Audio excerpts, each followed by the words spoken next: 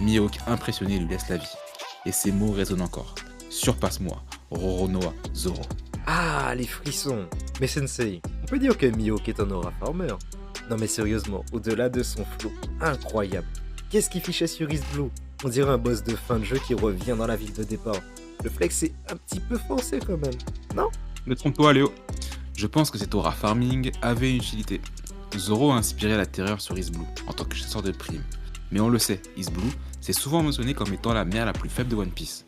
Le fait que Mihawk le détruise aussi violemment avec un tout petit couteau, face à ses trois sabres, dont Wado et Shimonji, sabres de qualité supérieure, c'est un bon rappel que la lame sera au niveau de celui qui la manie. Zoro était selon moi à l'image de la grenouille au fond du puits. Le fait d'être confronté aussi vite à la réalité de son verse était bénéfique. Par ailleurs, j'attire votre attention sur le fait suivant les jeunes. Zoro a eu beaucoup de chance. En effet, bien qu'il s'agissait d'un duel à mort, Mihawk est un faucon profondément ennuyé au sommet de sa montagne.